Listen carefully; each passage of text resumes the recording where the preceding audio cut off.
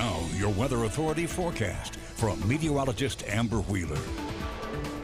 Hopefully you were able to enjoy the day. We had cloud cover, which helped to keep that sun from beating down on us the entire day, and temperatures, they were back into the mid 80s, even a few upper 80s on the North Shore. Now, we were also a little breezy, and the reason why is because of the upper atmospheric pattern that we have. We have high pressure to our northwest, and we also have low pressure developing in the western Gulf of Mexico, and just these two things strengthening, definitely giving us kind of a breezy day. We're going to keep the breezy conditions for the next few days. Milton, certainly something to watch as it moves through the Gulf.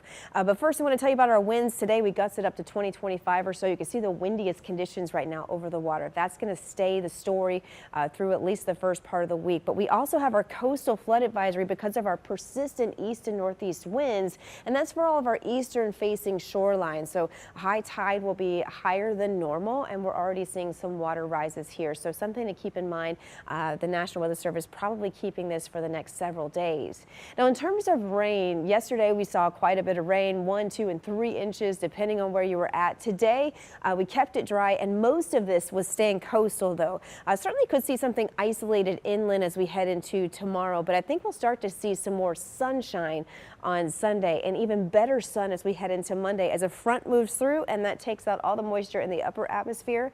And it's going to take the clouds out and the lower atmosphere and sweep out the humidity. You'll feel a difference as we head into the new work week. But over the next couple of days, you can see here, we're not talking rain, we're talking highs back into the mid to upper 80s.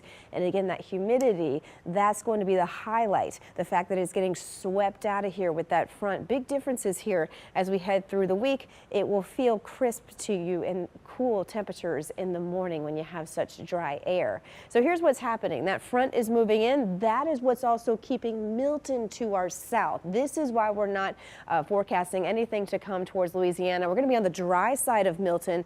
Milton is going to rapidly intensify before making landfall in Florida by the middle of the week, probably on Wednesday. But we are going to keep a very dry forecast because of Milton's path, keeping that drier airflow around it. Tonight, Milton is still organizing as a tropical storm in the western Gulf. You can see the thunderstorm action here just really getting going, and it's moving really slowly. It's only moving at 3 miles per hour with sustained wind speeds right now estimated at 40 miles per hour.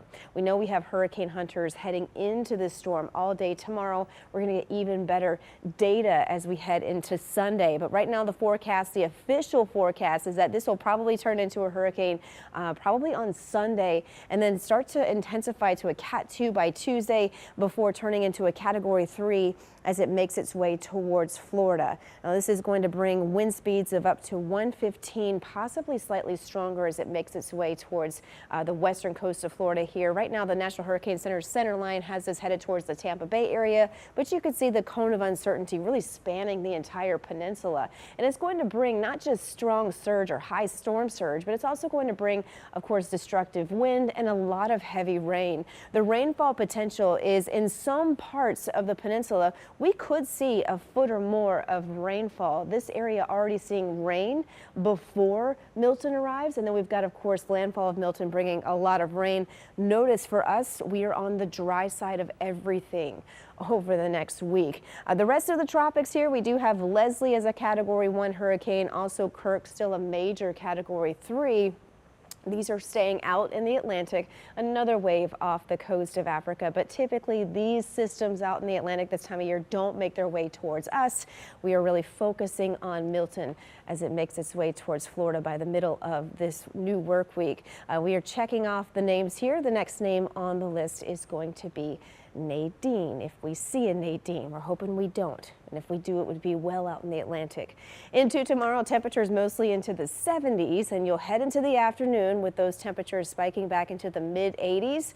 Here's your forecast for the next 7 days. On Monday, looking to be probably our hottest day with the upper 80s, and then heading towards those mid 80s for the rest of the week with kind of a fall feel with the dry air. Cool mornings in the 50s on the North Shore, the upper 50s, and then we'll head towards the next weekend, keeping with those 80s. And of course, all the mariners out there, they know it's going to be quite windy over the next few days.